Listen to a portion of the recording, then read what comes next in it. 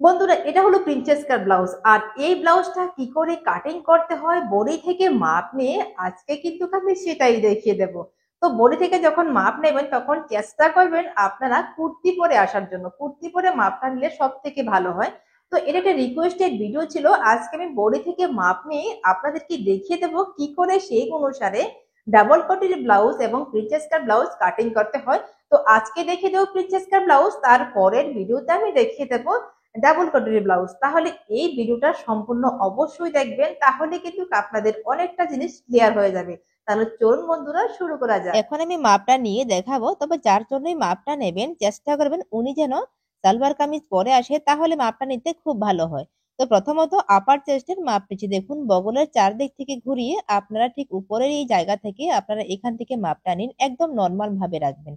যদি আপনার এইভাবে রাখতে অসুবিধা হয় তাহলে আপনি কি করবেন, এখানে ফোর ফিঙ্গার রেখে দেবেন।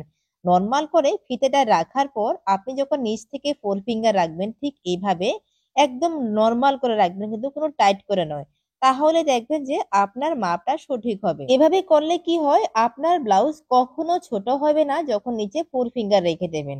আর ফোর ফিঙ্গার না রাখলে আপনার ব্লাউজটা ছোট হতে পারে। যখন আপনি সব সময় কাটিং সেলাই করবেন তখন কিন্তু এভাবে না নিলেও চলে, কোনো অসুবিধা নেই। তো আমার এখানে দেখুন 33.5 ইঞ্চ চলে এসেছে আপার চেস্ট। তো আমার বডি কি হয়, কখনো বেশি হয় কখনো কমে যায়, মানে আপ এন্ড ডাউন সবসময় হতে থাকে। তো আমার বডিটাই এরকম। তো তার জন্য আমি কি করি, কাটিং করার সময় বেশিরভাগই আমি 33 অনুসারে কাটিং করি, আর ফিটিংস করার সময় আমি আমার অনুসারে ফিটিংসটা করে দিই। এবার ফুল বাস্টে দেখুন, এখানে ফুল বাস্টের মাপটা নেওয়ার সময় কিন্তু আপনি একইভাবে ফোর ফিঙ্গার রেখে দেবেন। ফোর ফিঙ্গার রাখার পর দেখুন কতখানি আসলো। তো আমার কিন্তু এখানে 37 ইঞ্চ চলে আসলো, কিন্তু তার সাথে আমাকে আরো 1 ইঞ্চ এক্সট্রা নিতে হবে। তা না হলে কি হবে, আপনার ব্লাউজটা তৈরি করার পর ফুল বাস্ট কিন্তু ছোট হতে পারে। যে কোনো সাইজই হোক না কেন আপনি 1 ইঞ্চ এক্সট্রা নিয়ে নেবেন। কিন্তু আরেকটা জিনিস লক্ষ্য রাখবেন, আপার চেস্টের মাপ নেওয়ার সময় কিন্তু কখনো এক্সট্রা নেবেন না, শুধুমাত্র ফোর ফিঙ্গার রেখে দেবেন, তাহলেই হবে। তো বাকি যতখানি এক্সট্রা লাগবে সেটা আমরা কাটিং করার সময় পরে নেব, কিন্তু আপনারা যখন মেজারমেন্ট নেবেন তখন কিন্তু শুধুমাত্র ফোর ফিঙ্গার রেখে মেজারমেন্টটা নেবেন আপার চেস্টে। আর ফুল বাস্টে 1 ইঞ্চ আপনি বেশি নেবেন। যতখানি সেলাই মার্জিনের জন্য দরকার হয় সেটা এখন আপনাদের নেওয়া দরকার নেই।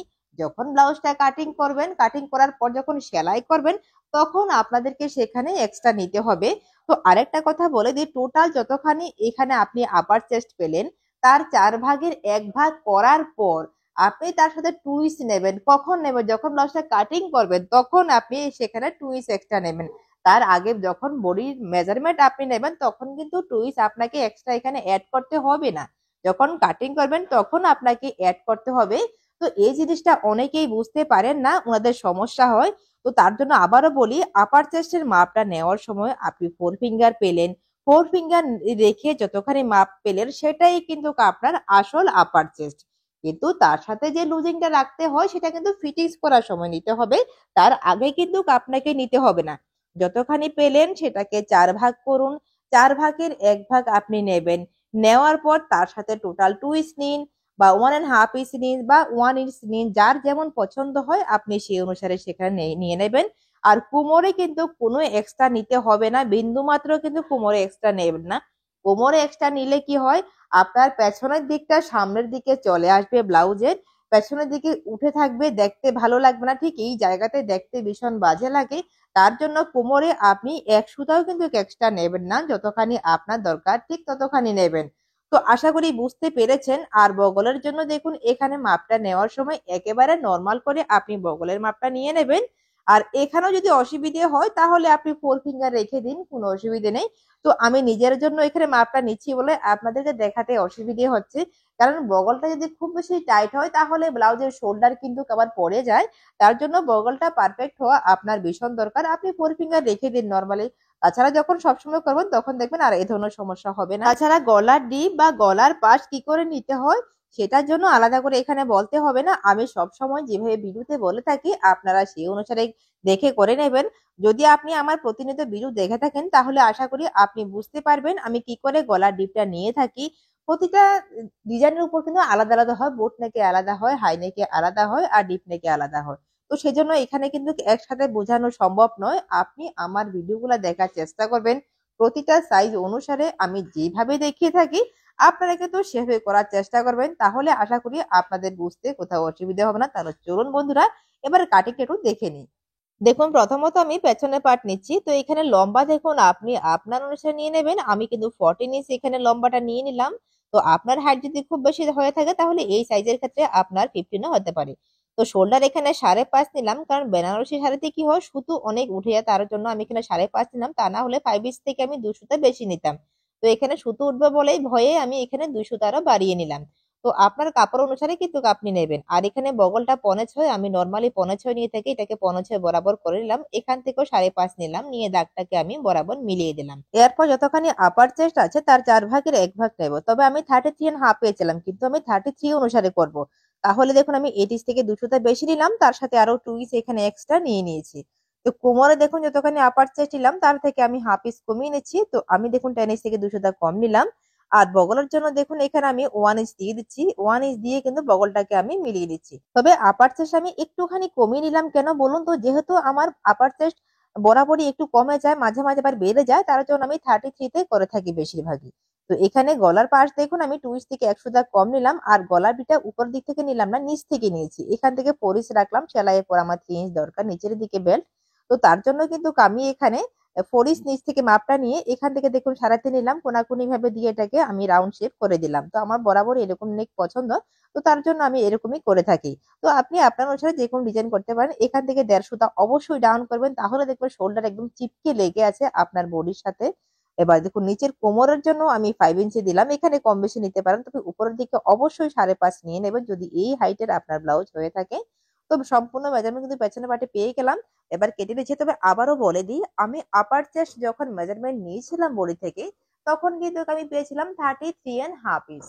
যেহেতু আমার বডি আপস এন্ড ডাউন বরাবরই হতে থাকে, তো তার জন্য আমি কি করি সব সময় 33 তে করে থাকি, কাটিংটা করে থাকি। সেলাই করার সময় কিন্তু আমি সেই অনুসারে করব, কিন্তু কাটিং করার সময় আমি একটু কমিয়ে, তাছাড়া বগলটা একটু ভেতরের দিক থেকে দিয়ে যখন আপনি শেপটা দেবেন তখন দেখবেন ব্লাউজের ফিটিংসটা দুর্দান্ত আসে। তো তার জন্য আমি এইভাবে সবসময় করে থাকি। আর এই জায়গা থেকে আপনি হাফ ইঞ্চ উপরের দিকে উঠিয়ে দেন, উঠিয়ে আপনাকে এটাকে কোনাকুনি করে মিলিয়ে দিন, তাহলে দেখবেন সাইড থেকে আপনার ফিটিংসটা ভীষণ সুন্দর হয়।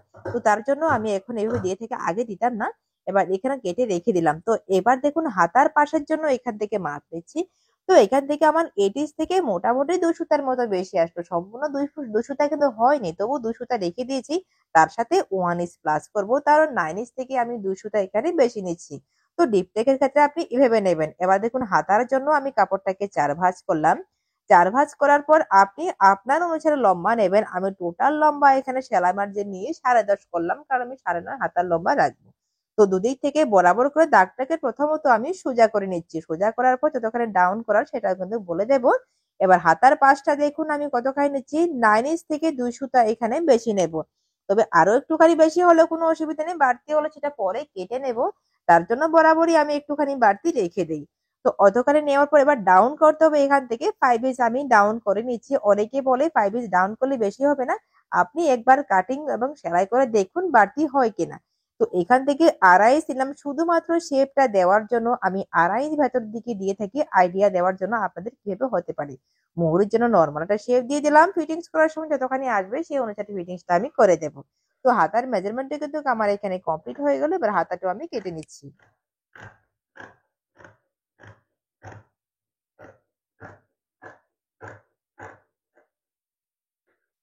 হাতার কিন্তু শোল্ডারে অবশ্যই কাট লাগিয়ে রেখে দেবেন। এবার সামনের বগলের জন্য শেপ কিন্তু আপনাকে দিতে হবে। দেখুন আরো একটুখানি বাড়িয়ে শেপটা দিয়ে দিচ্ছি, তা না হলে সামনের দিকে অনেকটা কুচকে থাকবে। আর খুব বেশি শেপ দেবো না, তাহলে কি হয় যখন ব্লাউজটা পরার পর আপনি হাত উপরের দিকে উঠাবেন তখন একটু অসুবিধে হয়। দেখতে ভালো লাগে কিন্তু একটু অসুবিধা হয় বলে আমি খুব বেশি শেপ দেই না।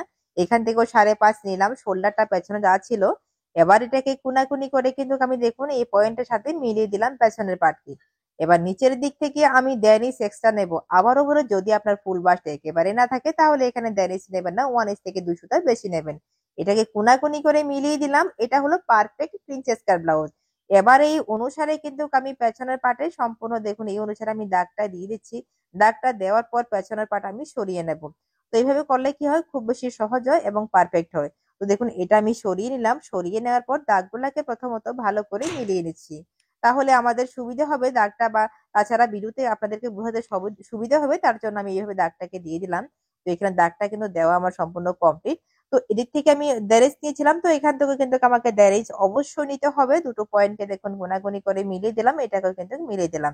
এবার সামনের গলার ডিপটা দেখুন আপনি আপনার পছন্দ অনুসারে নিয়ে নেবেন। তো আমি দেখুন এখানে 6.5 নিচ্ছি।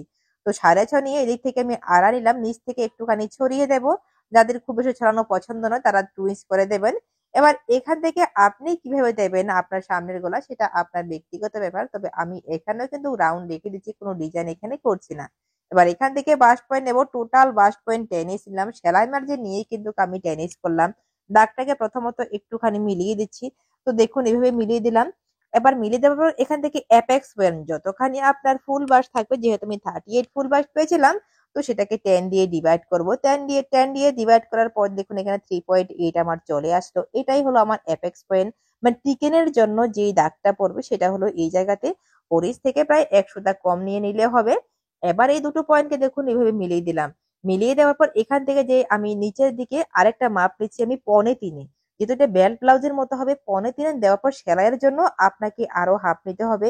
চাইলে আপনি সরাসরি পেপারও নিতে পারেন হাফ ইঞ্চ, বা চাইলে যখন কাপড় কাটিং করবেন সেখানেও কিন্তু আপনি চাইলে নিতে পারেন। তো দেখুন এখানে নিয়ে আমি এই দাগটাকে এখন দেখুন একটুখানি সোজা করে নিচ্ছি। এবার নিচের দিকে টিকেনটা কতখানি দেবো, তো টিকেনটা আমি এখানে 3.5 দেবো। আবারও বলে, যদি আপনার ফুল বাস্ট কম থাকে 3 ইঞ্চ দেবেন, খুব বেশি কম হলে আপনি টিকেনটা 2.5 ইঞ্চ দেবেন, তা না হলে কিন্তু আপনাদের ফিটিংসটা ভালো হবে না। তো আমি 3.5 ইঞ্চের টিকেনটা দিয়ে দিচ্ছি। দেখুন দুদিকে এভাবে ডিভাইড করে নিলাম। এবার মিডলের যে বাস্ট পয়েন্ট তার সাথে এটাকে কোনাকুনি করে দেখুন ঠিক এভাবে মিলিয়ে নিচ্ছি। এটা কিন্তু বেল্ট ব্লাউজ, তারপরেও কিন্তু এটা অন্যরকম ভাবে বেল্ট করা হবে, তার জন্য এই জায়গা থেকে আমি 2 ইঞ্চ উপরের দিকে উঠিয়ে নিলাম। এবার এই পয়েন্টকে দেখুন মিডলের পয়েন্টের সাথে আমি কোনাকুনি মিলিয়ে দেব। তবে এখানে কিন্তু কারো একটুখানি শেপ দেবো, সেটা পরে দিচ্ছি। তার আগে দেখুন আমি বগরের দিকে কতখানি নামিয়ে আপনি মিডলের সাথে মেলাবেন। তো এখান থেকে আমি 4.5 নিলাম। এবার এই 4.5কে মিডলের বাস্ট পয়েন্টের সাথে আমি মিলিয়ে নেব। তো দেখুন এভাবে হালকা করে দিয়ে দেবেন। তারপর দেখুন এখান থেকে আরেকটা শেপ আপনাকে অবশ্যই দিতে হবে, তা না হলে কিন্তু বগলের দিকে আপনার অনেকটা কুঁচকে থাকবে।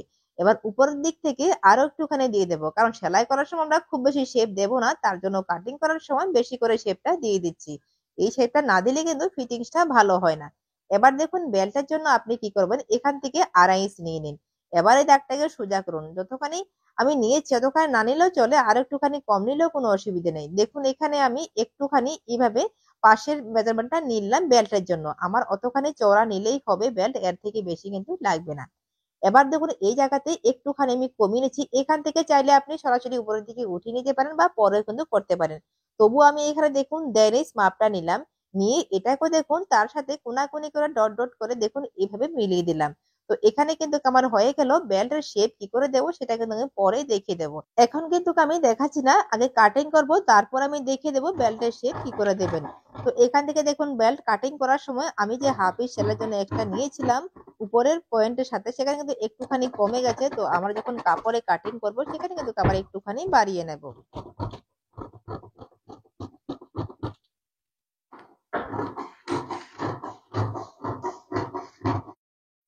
যদি কেউ মনে করেন এই জায়গাতে কাটিং করার সময় আপনি আরো একটুখানি চেপে কাটিং করে নেবেন, তাহলেও করতে পারেন। সেক্ষেত্রে কি হয়, আপনি যখন সেলাই করবেন সেখানে বগল দিকে চেপে সেলাই করতে হবে না।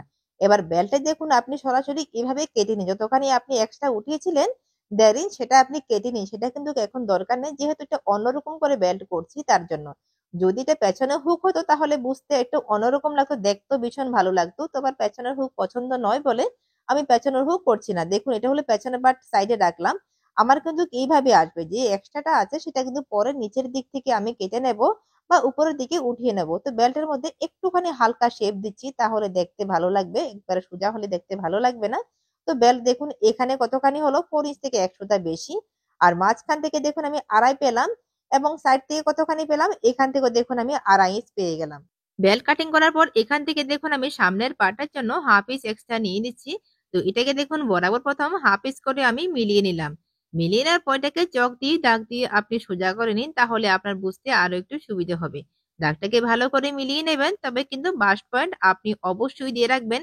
যদি বাস্ট পয়েন্ট আপনি বরাবর করে না দেন তাহলে কিন্তু আপনার সেলাই করতে গিয়ে আপনার অসুবিধে হবে। বাঁশ পয়েন্টের দাগ দিয়ে দিলাম। এবার দেখুন নিচের দিক থেকে আমি একটুখানি এক্সট্রা নেব। যদি আমি কাটিং করার সময় সেখানে কিন্তু এক্সট্রা নিয়েছিলাম, তবু একটু এক্সট্রা নিচ্ছি, কারণ আমি যখন বেল্টের শেপটা দিয়েছিলাম তখন একটুখানি কমে গিয়েছিল, তার জন্য নিচের দিক থেকে নিলাম। আর এখান থেকে আপনাকে অবশ্যই সেলাইয়ের জন্য নিতে হবে, যদি আপনি ৩ সুতা সেলাইয়ে রাখতে চান তাহলে ৩ সুতা, হাফ রাখতে চাইলে আপনি হাফ নেবেন। আর্মহোলে নেবেন না, শোল্ডারে নেবেন না, গলার দিকেও কোনো এক্সট্রা নেওয়ার আপনার দরকার নেই। জাস্ট দাগটা দিয়ে দিন আর কেটে নিন। দাগ না দিয়েও কিন্তু আপনি কাটতে পারেন, আইডিয়া করে একটুখানি বাড়তি রেখে সব দিক থেকে ঘুরিয়ে আপনি কেটে নেবেন। তো দেখুন আমি এখানে এক্সট্রা সব দিকে নিয়ে এবার আমি কেটে নিচ্ছি। তো যেভাবে কাটিং করছি আমি কিন্তু একইভাবে ব্লাউজের কাপড়টা রেখে আঁচলটা কেটে নেব। এখানে আলাদা কোনো কিছুই নেই। তাছাড়া বেনারসি কাপড়ে কিন্তু কাজ অবশ্যই দিতে হয়, তা না হলে কিন্তু ব্লাউজটা আপনি একদিনও পরতে পারবেন না। তো কাটিং করার পর এখান থেকে কিন্তু সামনে হুক হবে, তার জন্য এখান থেকে কেটে নিচ্ছি আর বাস্ট পয়েন্টে হালকা কাট লাগিয়ে রেখে দিচ্ছি। এখান থেকেও বাস্ট পয়েন্ট বরাবর দিলাম। এবার এখানে সেলার জন্য এক্সট্রা নিচ্ছি।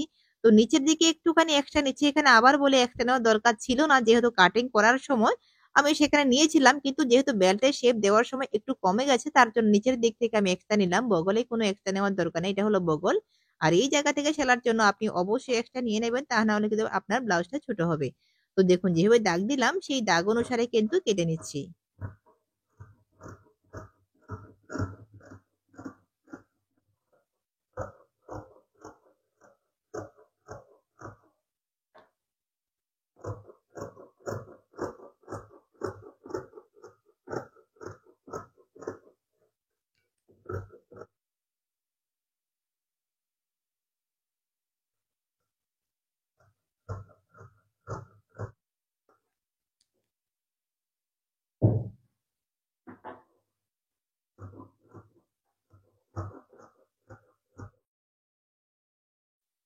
বেল্টও কিন্তু কাটিং করা হলো আর এখান থেকে দেখুন বেল্ট আমি এক্সট্রা নিলাম, দরকার নেই তারপরেও কিন্তু আমি এক্সট্রা নিয়েছি। বরাবরই আমি একটু এক্সট্রা নিয়ে থাকি, যদি বাড়তি হয় সেটা আমি পরে কেটে নেব।